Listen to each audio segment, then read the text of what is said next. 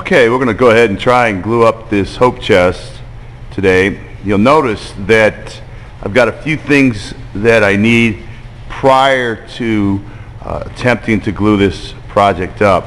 One is I've got a piece of paper, could be butcher paper or construction paper, to protect the finish of the workbench.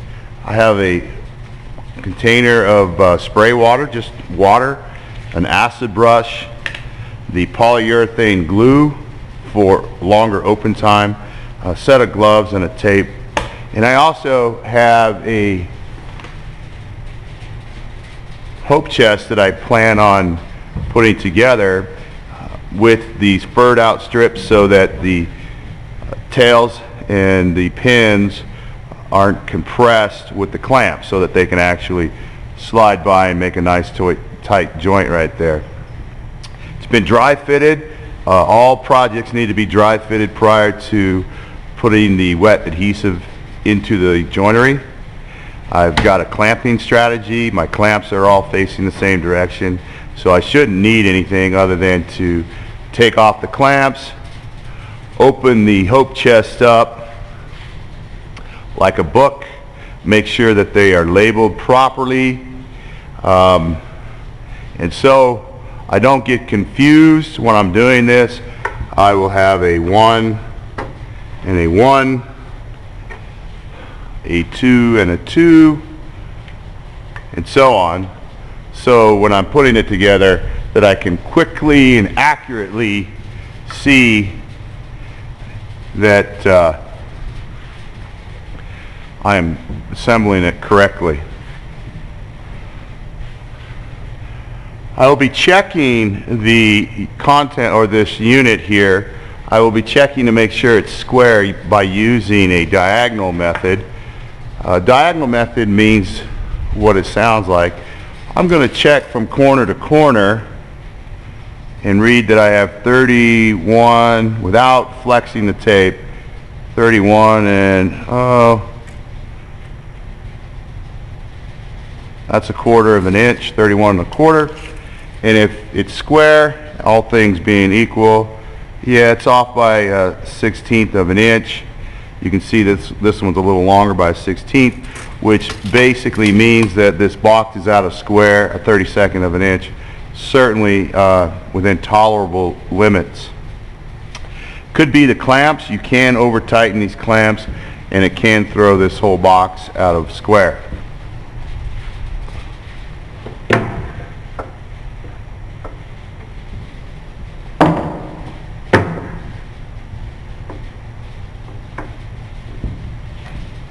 I've gone ahead and taken everything apart. I have my short clamps for the ends, my long clamps for the front and the back. I've got 8 of these heavy-duty bar clamps and my square corner blocks that I'm going to use in each corner in case I need it to help square up the top after I'm done. Okay? You can see that I've labeled everything. I have the strips so that and they're just taped on there, they're not glued, so they can move. And the reason is I don't want to have to knock these off. In case I need to move them, I can move them. I want to make sure that they're not going to interfere with any of the clamping process, so I'll go ahead and just move them out of the way now. Checking everything, basically. And the way this is going to work is I'm going to put these back to back, or I should say inside to inside, and I'm going to spread the glue on the tails, and I'm going to go ahead and do that in a vise. I'm going to use a vise here.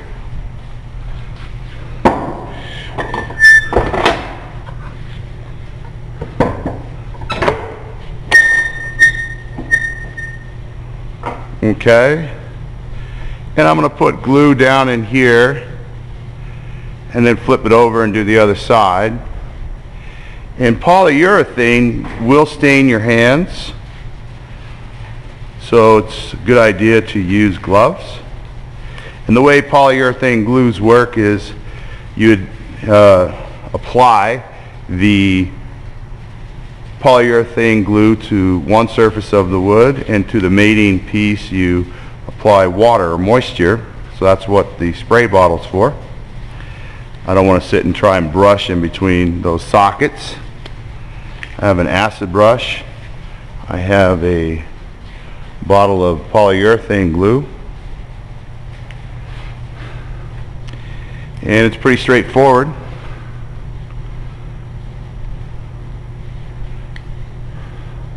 If I'm worried about this gap right here, I don't want to get glue down the surface, I can just simply go ahead and put a clamp on there to help minimize glue migrating down on the inside.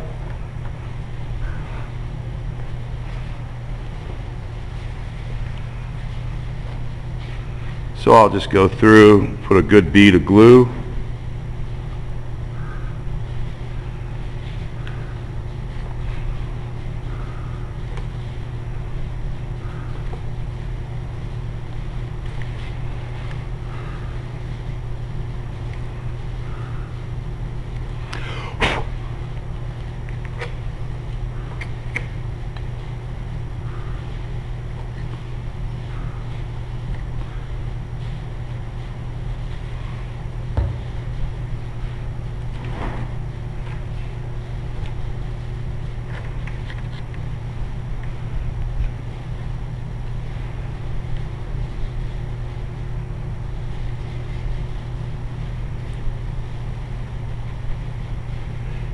This polyurethane has a consistency of, I would say, trying to apply honey.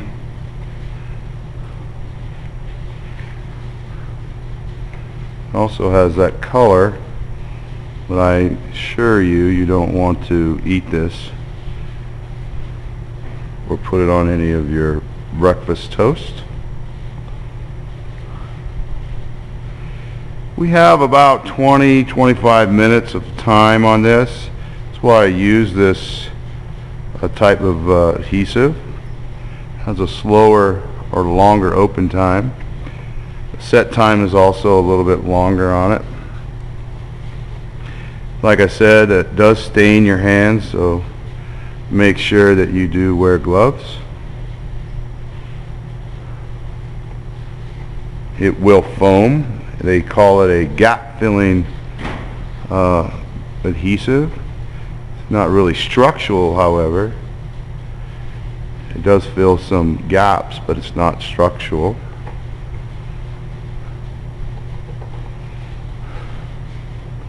I'm not using it for its gap filling purposes. I use it simply for the extended open time that it offers.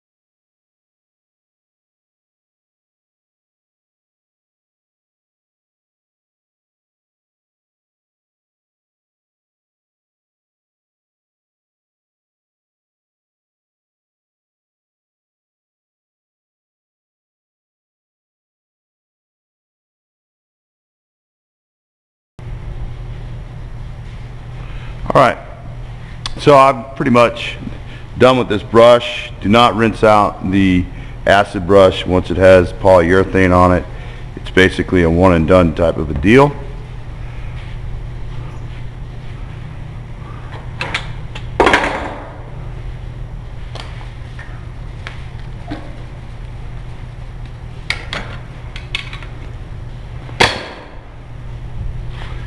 And now I'm going to go ahead and assemble these.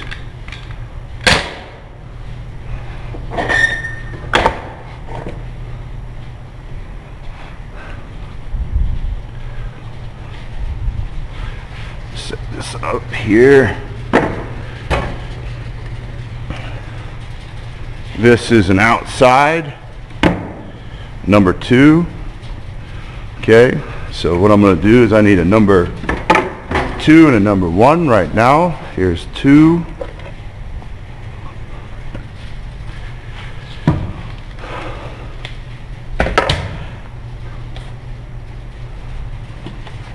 Doesn't matter, I can get it all wet.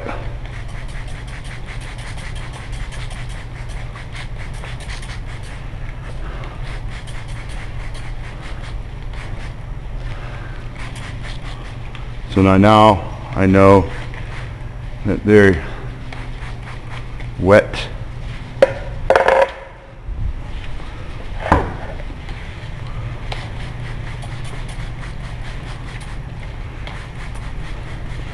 Notice I'm trying not to do this over a bench.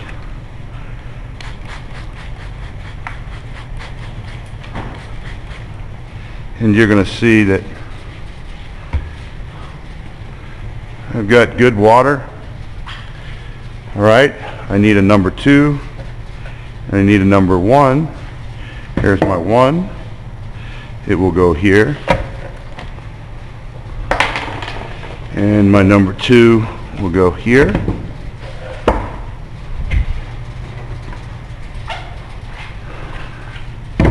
Stand this up. Number 1, number 1. We'll go ahead and bring these together. Get started. Okay. Bring this here and get this guy started as well.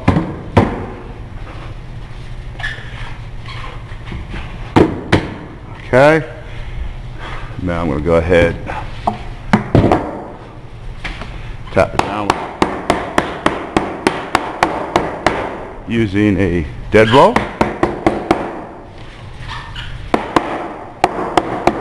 Okay. Pretty straightforward.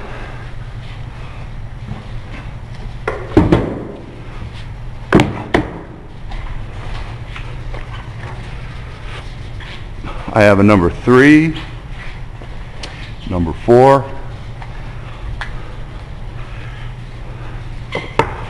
I have number 4, number 3, so I'll just line this up, tap it down,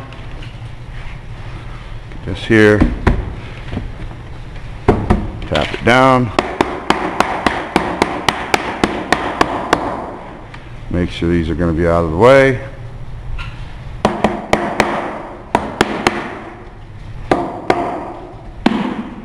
Very good. Next thing I want to do, I want to go ahead, stand this upright. Now,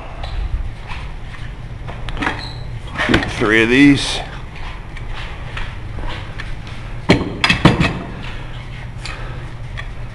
I'll go ahead, and you can see this handle here. I can't turn it, so what I'm going to do is slide the unit to where I can turn it, bring it down, just put a little pressure, not a lot. The joinery's pretty good.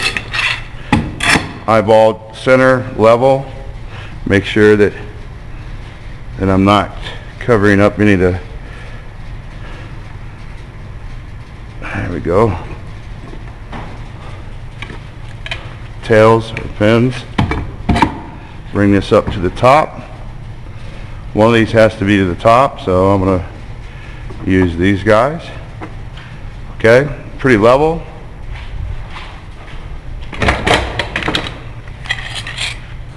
Excuse me.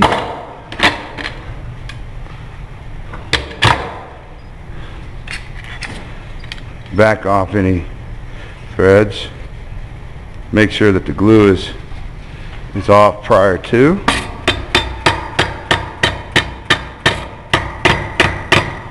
Students should have cleaned it before putting it away.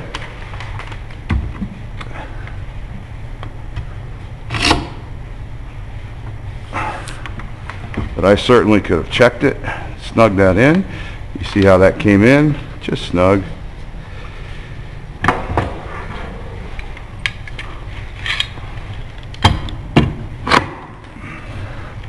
Okay, about center, level.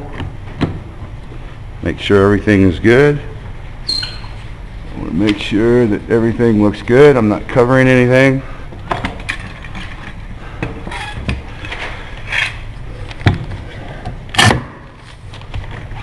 Okay.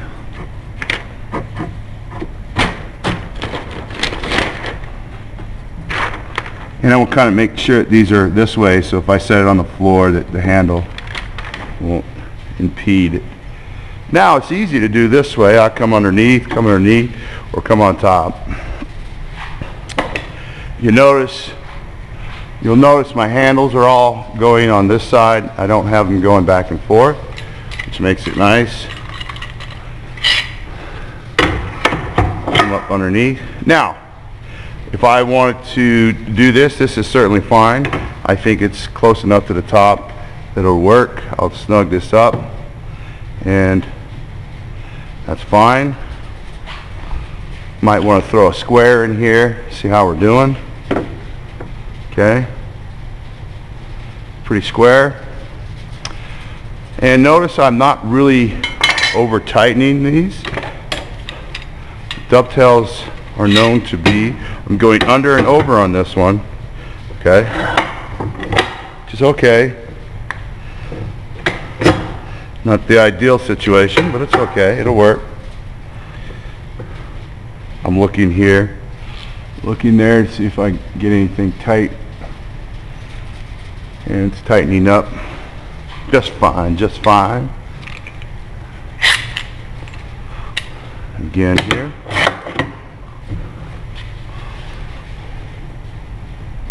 Whoop. Camera crash. There we go. Alrighty. Check square again. Alrighty, looking good. Take my clamps.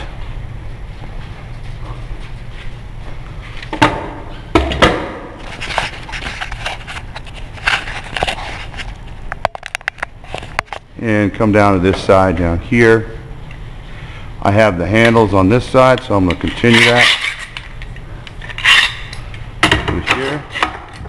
Now if I wanted to, I could certainly, that's snug, I could put this, put the clamp here, put the clamp there, and use the clamps as a clamp. In other words, I could take this off if I really needed to and clamp that, which will do the same thing. Okay, but it's not necessary at this time. So I'm going to keep everything the same way. Okay, under over.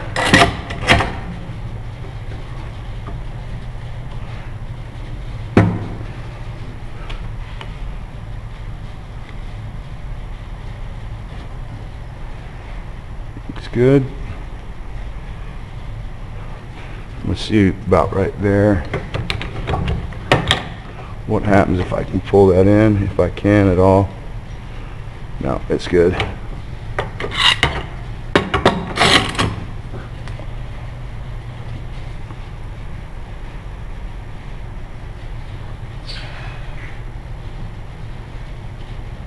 Alrighty.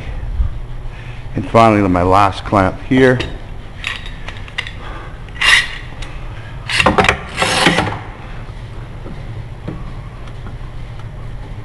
Clamp that right there. Alright.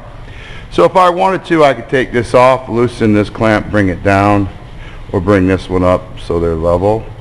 I could also come down, find the center, make a mark, put the one clamp below the center line, other clamp above it. Not a bad idea.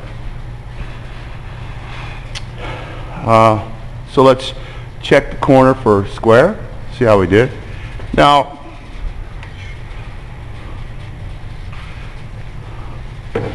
put it in there. Okay, that's pretty square. And one way is a using a square, regular bench square, tri-square. Another way is the diagonal method, where being that this side is the exact same length as this, the front and the back are exactly the same length. I'm making a rectangle because these two are, A is identical to A and B is identical in length to B, 90 degrees. The diagonal will be equal to this diagonal. Diagonal method of squaring. 31 and 5/16. Oops. 31 and 5/16. So I like it. Now we could also use these blocks that I've made with these big clamps. Put them in each corner. These are 90 degrees. I've chamfered the inside corner as to not let foam get on them. It's pretty square. Hold it, and it may want to flip around and get this guy snug a little bit. Now you'll notice that once you get this on here, you'll notice I'm clamping from the top here and not here. If there was a lot of stress on it, I could run a crack through here, but because I'm clamping this direction, I'm going to put another clamp this direction. Yeah, it's going to put a lot of stress. That's why I have this big open area for which I can put a clamp underneath. So I'll fish this clamp underneath. It looks like I do have a little bit of a gap there. So I'm going to go ahead and open this clamp up.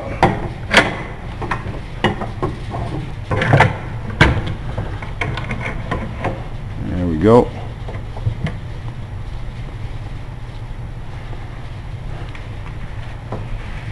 Okay. Nice and square.